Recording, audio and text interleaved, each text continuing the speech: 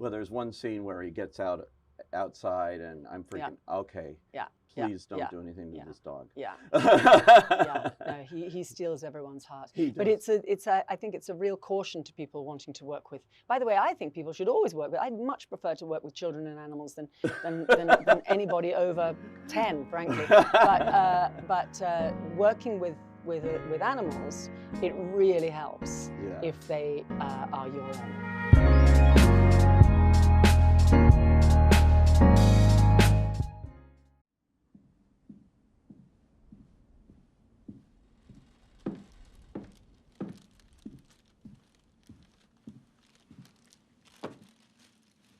I got you a nice glass of wine. Thank you very much. Oh, goodness me. Are we early or late? I mean, are we the only people staying here? Have you worked that out yet? I know, I don't know. There was no one here when I arrived. Oh, look at that. Thank you very much. That's very welcome. Welcome to the Actor's Side.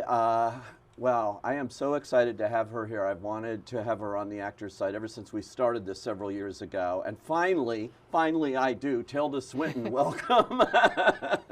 Hi, Pete. You know, Eddie Redmayne was here, and he said, well, how do you book this? How do you get people on this? I said, I want people I want to talk to, okay? That's my main goal here. And if there's anybody I love to talk to, it's you. Oh, that's lovely. That's lovely. Well, I feel very, very much the same. There's nothing like a conversation.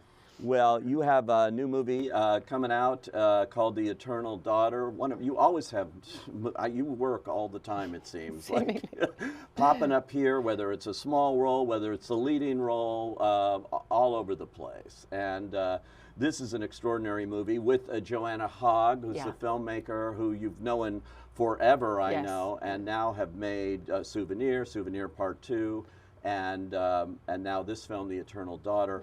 And it's interesting to me, Tilda, that if you look at your filmography, there are certain filmmakers who you seem to gravitate towards over and over, and they to you. Is that a purposeful thing in your career that you know, once you know somebody that you trust and like to work with? It is, Pete, and it's the way I started. You know, I started making films with a filmmaker, Derek Jarman, with whom I worked for over 7 films over 9 years, and that was my way of working. I never really had a sense of myself as an individual sort of popping in and out like an opera singer, you know, running onto the stage and doing a bit and then running away again, which I know that a lot of what I would call professional real actors do. I've never worked in that way. I've always worked in conversation with filmmakers.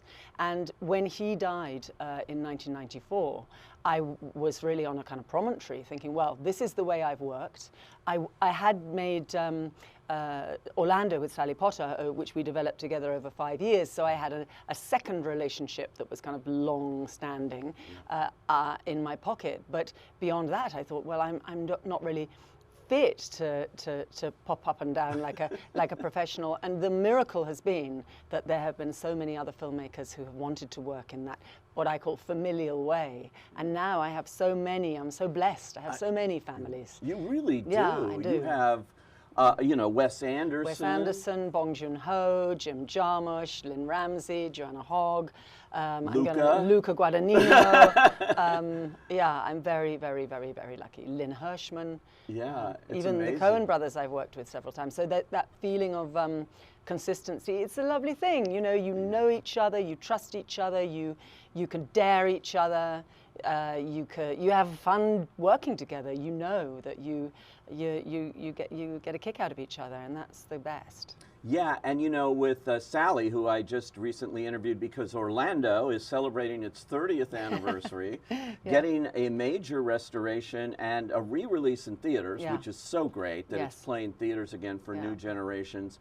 And we talked about you, and she said this was developed because of circumstance. It was supposed to be made right away and couldn't be. Yeah. And then 5 years went by, Yeah. and she feels that both of you, filmmaker and actor here, developed a process that to this day you keep doing this collaboration, Yeah. which is so important, but not always available. Well, I'd already established that way of working with Derek, and the truth is, Orlando, 5 years then we thought was a very long time. For me, that's very short. That's a kind of quickie, the turnaround. I mean, I think I Am Love took 11 years. I made with Upper Chapon, we're at set called Memoria, which we developed over 17 years. Wow. And I'm actually just about on Sunday, I go to shoot with a friend of mine on a film in Fiji, which we've been talking about since 1986. So the long gestation is a good thing as far as I'm concerned. 5 years is nothing, really. Nothing. 17 Speedy. years on Memoria? Yeah, 17 Wow. years. But that's just how long. I mean, the truth is that production, that development is, for me anyway, a lovely thing. I mean, that's when the conversation really marinates and you build it together, and you're building your relationship. Yeah. And I had never worked with Joey Apichatpong before, but now we feel like we've made 7 films together because we've been working together for 17 years. Yeah. And yeah, it's a blessing. That was an amazing film, by the way, Memoria, because it's all the silences and it's the sound work is so invisible and it's so extraordinary, and everything about that. As an actor, I imagine that's got to be a blessing to get that kind of a project. Well, the subject of the film is sound in many ways. I mean, it's a kind of mystery story in a way. In the first frame of the film, this woman wakes up to this sound, and the question is, what is the sound? And the audience and she spend the entire film figuring out what it is. And it's very much an experience, that film. Yeah. And as you know, Neon have done this really wonderful and very courageous thing of doing what we wanted as filmmakers, which was to keep it on big screens, and has been traveling it around the United States, only one screen at a time, and with the plan never to release it on a small screen, never to have it streamed, so that you have to make it an event. You have to go and be in that experience. Boy, do we need that now, Yeah, you know, we do. because the art house world, as they say in the business, you know, those independent films desperately need people to come back to theaters, and so you've got to find a unique way to lure them back, and that's true with Orlando too, going back into theaters. It has to be an event, but you know, the wonderful news, Pete, is that gamble that Neon and Memoria took together is paying off, and that film is gaining its audience. I always said, my model that I said to Neon was, it's like a rock gig. You know, you may love a band, you may know that album very well, you may have played it a million times via Spotify or even with a CD or whatever, but when they come to your town, are you not going to go because you know that music? No, you're going to buy that ticket 6 months, a year in advance, you're going to stick it on your refrigerator under a magnet, and you're going to wait, and you're going to mark off the days on the calendar, and that's what's been happening with Memoria. People are buying a ticket when they know 6 months in advance it's coming to my town, and they make an event of it, and they're going in their droves, and that's it was a risk, it was an act of faith, and I'm very, very grateful to Neon for doing it, not just for this film Memoria, but I think it's a model that I hope we're going to be able to develop for other work. I mean, we all make films for the big screen. Nobody, unless they're making television, nobody makes film cinema for a small screen or for some back of somebody's watch or the back of an airline seat. Nobody makes it for that. I mean, people are encouraged to be brave and think, oh, it's got to be on the end of someone's bed. But it doesn't have to only be there. And so, we need to remind people how intoxicating big cinema is. Absolutely, and you know, I love that new generations are going to see, like in the case of re-releasing Orlando, you're going to see, and she was saying that she's taken it around to Telluride, New York and things with younger audiences seeing and asking questions. Yes. It is a more timely movie now. Yeah. than it was 30 years ago, oddly enough. It's got a whole new life, for lack of a better term, the gender bending aspect of it and everything else that you played. And that was a huge breakthrough role for you. I took Orlando this summer to the Glastonbury Music Festival, and we had it in a circus tent, and the audience was very young. It's very familiar territory now. I mean, it's interesting, Sally and I have said very often when we first made it, when we were first developing it and trying to raise money for it, people were scratching their heads, and now the idea of the all-gender bathroom was impossible then, 30 years ago. And the whole, but you know, the wonderful thing about Orlando for me, and this is true of Virginia Woolf's book, is it's not actually about gender at all. The legend about Orlando, the film and the book, is that it's all about gender bending. No. It's really not. It's about limitlessness. Right. It's about so much more than gender. I mean, gender is just whatever. My fantasy about Orlando is that if Virginia Woolf had written another 1,000 pages of that book, maybe Orlando would have turned into a spaniel in the next chapter. You know, it's about being free. It's not actually about going from one gender to another. Yeah, it's going from one century to another. From one and being immortal and never aging, and going from one nation to another. It's about boundarylessness, and that's something I think that younger generations really own in a way that older generations have been struggling to own. But I feel that they've got it now. They've got the hang of that feeling of being empowered. Oddly enough, that's the 3,000 Years of Longing is that too. Yeah. You know, that has that as well. Her fascination with the genie and where he's been and all of that. Yeah, and that feeling of transport. Yeah.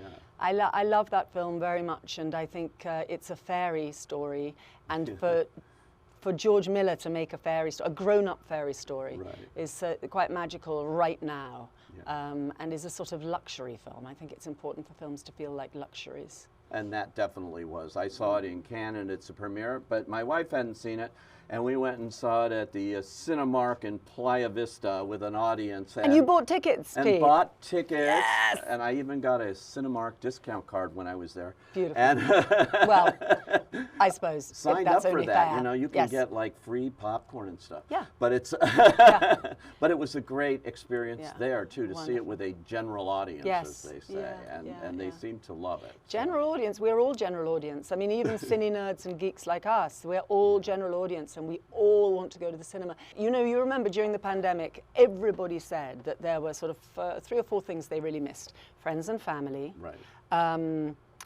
live music, and traveling, and cinema.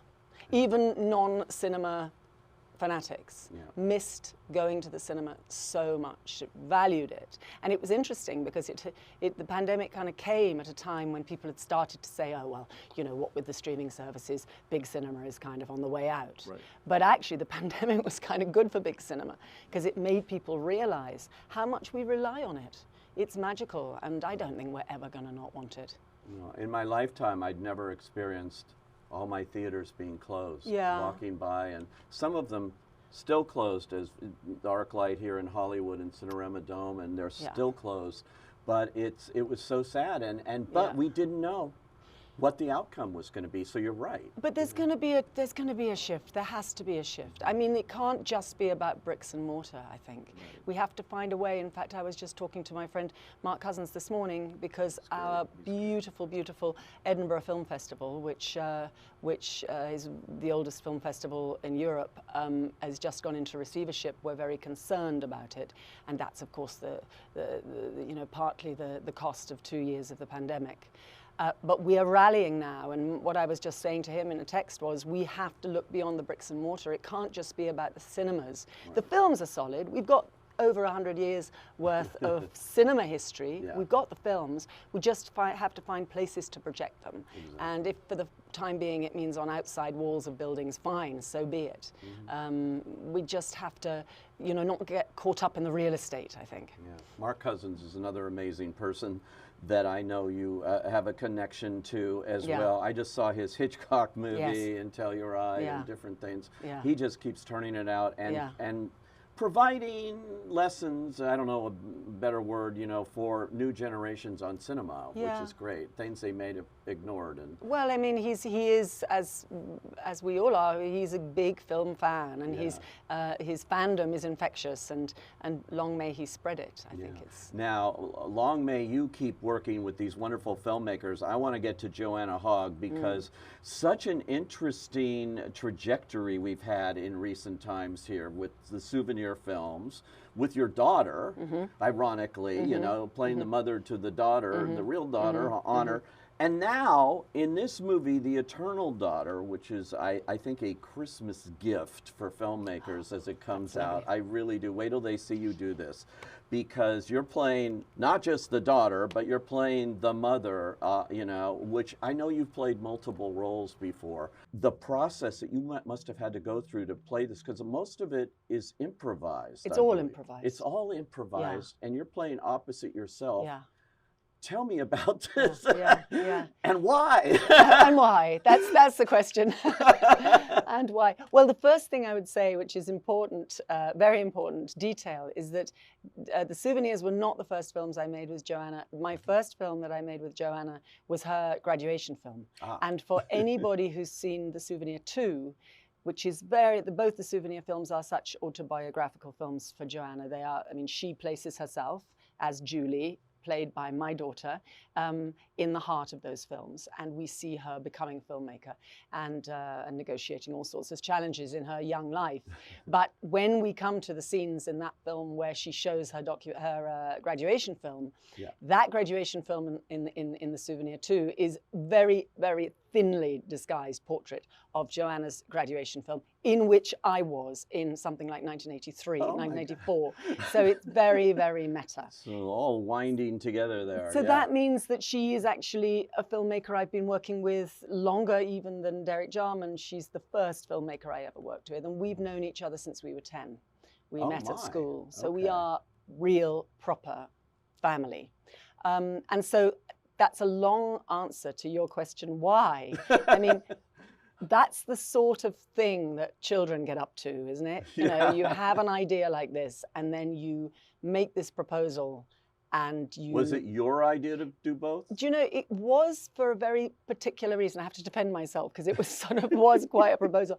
So Joanna and I, when we were making the Souvenir film, I mean, frankly, you know, we've known each other. We're basically sisters, and we've been talking all our lives, as sisters do, and close friends about... Just before we started this, you were doing yeah, because she's got FaceTime. COVID, and so she's not here. But yes, we were FaceTiming. We're very close. We've been talking about our relationships with our mothers for all of that time, and trying to figure out the mystery. And when we made the Souvenir films, and the Souvenir films are very much about Julie, about the Joanna, about the daughter. But the mother is there. I was in the film playing the mother. It was very loosely based on Rosalind, on Joanna's mother, and my own. And when we finished the Souvenir films, we were very in love with Rosalind, and we wanted more of her. But Joanna had started talking to me about a relationship film about the mother and the daughter, and we were thinking it was going to be a different daughter and a different mother. And yet, when we came to think, who's going to play the mother, because I was going to always play the daughter 25 years later, we went, but we love Rosalind, and why can't we? And then well, which do you want to play then? Do you want to play the daughter, or do you want to play the mother? And then, of course, over a cup of tea, out it comes, why don't I do both? And the interesting thing about that, for anybody who sees the film, especially if you finish the film, is that you realize that that suggestion changed the entire nature of what the material was, because I don't want to give anything away. No, because there's a lot. We'll keep some of the secret, but it is extraordinary in the way it turned out. It has to be played by the same person, because it has, on the one hand, everything to do with the kind of entanglement of mother and daughter, but it also has something to do with projection. And where do we end and our mother begin? Where does our mother end and we begin? That whole question of identity and how does one part from one's mother?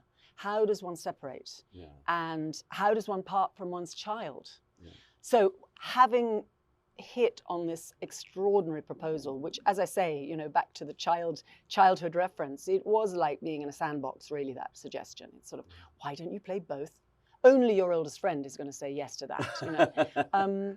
It became so fascinating for us to work with that material, and then to develop the way in which the story actually turns out in the film according to that challenge. But again, in answer to your question, how we did it in terms of improvising, because Joanna's way of working is always she works with a document, which is almost like a short story. It's a sort of skeletal architecture. But all the dialogue is improvised. So she will say, okay, the scene is Pete and Tilda sitting in a studio talking, action. Right. And you start talking, and then maybe on a second take, she'll say, okay, so Pete, why don't you get up like 15 minutes in and take off your jersey or something like that. And then she'll sort of tweak and tweak, but still you're improvising. Nothing ever gets written down. Wow. So that's the way of working, and it is a blessed way of working. But in this instance, when both of these people are actually the same person, it was a bit of a logistical challenge to figure out how to do it. And she made this extremely interesting and bold decision to keep each shot clean. So there's never any sort of, what we call dirty close-up with a bit of someone else's shoulder. So we never had to bother with looky-likeys or, people dressed up with the same wig or any of that. And the same scene. There's very few here where you very, would be... very, I don't want to spoil too much, but no, they're but it's very not sparing. Haley Mills and Haley Mills in The Parent Trap here. No, it's it no isn't. trickery. Well, that's the word. We were so concerned. Yeah. I mean, it was a challenge to us because we're so determined not to deal in trickery of any kind. Right. Our partnership is all about that. But this felt like an invitation to trickery, and we had to negotiate with that. And so, having decided that each of these shots were going to be clean, it was just going to go back. We didn't know how that would work. I mean, even the first cut that I saw, up until then, I thought maybe it's not going to work. Maybe we are so trained, as maybe we need the dirty close-up, but we don't. Clearly, we don't, and we get very used to it very, very fast. It was fascinating. Let me give you the ultimate compliment. I forgot the gimmick or the trickery or the fact that you were playing both roles. I totally forgot as I'm watching this, and I'm just watching these two actors watching these two characters and totally into that. And so it was invisible to me, whatever the technique or the idea here of having you play both. That's part of your brilliance as an actor. You just lose yourself in this. And also I would do shout out to the makeup and hair and everybody who created. And also, by the way, to the camera team and the lighting cameraman, the light is extraordinary. There's a way when I'm watching the film, I remember watching it and thinking, I forgot that Julie and Rosalind have different colored eyes. And they don't. Yeah. But there's something about the way it's lit, and there's something about the balance of the makeup, which is incredibly delicate and not remotely attention-grabbing, that means that they both feel that they have a different weight. Right. One of them is younger, one of them is older. There's that feeling of weight, and it's very much to do with the aesthetic and the design and the Ed Rutherford, who's an extraordinary DP, who lit it in this very delicate way. Yeah, it was so important for it to not feel attention-seeking and for it to not to be grandstanding and for it to feel always natural. Yeah. But that's quite a task when you're dealing with such a preposterous idea. Well, yeah, as a movie itself, it's very atmospheric. It's a ghost story. Yeah. It's that whole, you think of The Shining inevitably when you're watching this, just because of the emptiness of this hotel. Yeah. And all of that. And then a couple of the periphery characters. I actually loved the girl at the desk. Isn't she wonderful? I thought she was great. And I noticed that she had so many entrances and exits without a whole lot to do. Yeah, but, no, she's a wonderful. That's her first film. She'd only recently been out of performing school or whatever. She's a really extraordinary presence in the film. And she anchors the film because there aren't many humans in this film. No. There aren't many souls at all. Well, there is one very important non-human soul, who's basically the star of the show. But she's a very important sort of anchor to the and one of the things that Joanna and I had great fun with is Julie is a filmmaker, as we know from the souvenirs. And she's going through another filmmaker's crisis about how to make work about her relationship with her mother. And we wanted this film to feel atmospheric in terms of its references. So she really drove into the whole spooky, dry ice, very creaking doors trope. You know, we were thinking of all our favorite ghost films. We were thinking of The Innocents. The Shining definitely is referenced. And even one of the things I love is Carly, the receptionist, who's also the waitress and everything else in the hotel. Yeah. There's this shot when she's putting lipstick on her mouth, which for me is pure Michael Powell from Black Narcissus, Kathleen Byron, who plays Sister Ruth. These little references were very important to us because it's all in Julie's head. Yeah.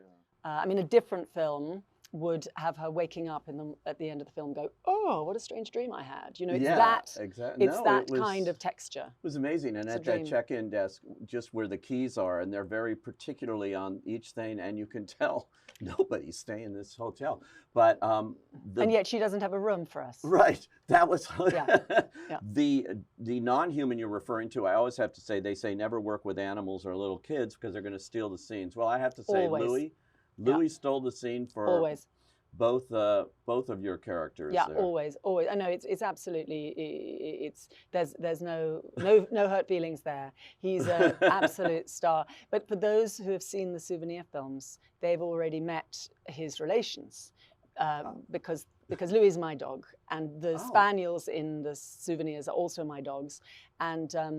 In the first Souvenir, we have Rosie and Dora, Louis' mother and aunt. And then the second one, we have Rosie, Dora, and Snow Bear, his nephew. And at a certain point, Joanna and I were talking about Louis being in the Souvenir too.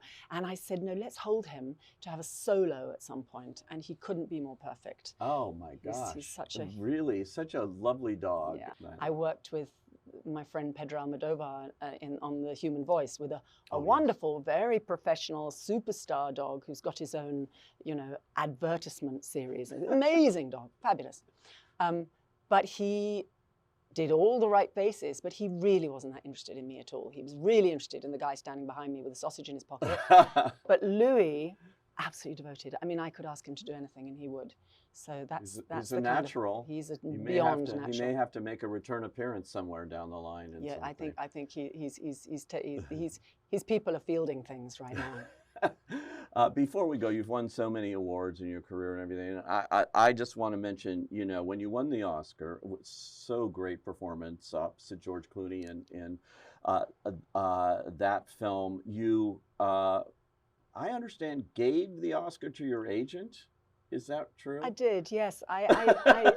It was such a strange moment, and I don't mean any disrespect to the Academy or to that prize. It was a quite overwhelming moment, and it was really nothing that I had ever envisaged or pitched myself at, and it just felt accurate. It felt, I only came to America because of my agent, Brian Swardstrom. I was working in what we used to call art cinema, independent cinema with a small I, before it got a capital I, in the 80s and the 90s in Europe. And it was him who suggested that I come to America. I thought, how can I find a place in American film? I was so devoted to old Hollywood film. When I say old, I mean, up until the 80s, well, the 80s too, but I didn't know how I could take any kind of part in a contemporary American cinema. And he encouraged me to come. And so I came, and Michael Clayton, to work with Tony Gilroy on that screenplay, which was a revelation to me, that's such an extraordinary piece of writing. So many writers, so many filmmakers that I've worked with before wouldn't mind me saying, and don't particularly think of themselves as writers, aren't particularly pitching themselves as writing screenplays. They're very interested in the visual language of cinema, and that's something I'm also very sort of invested in.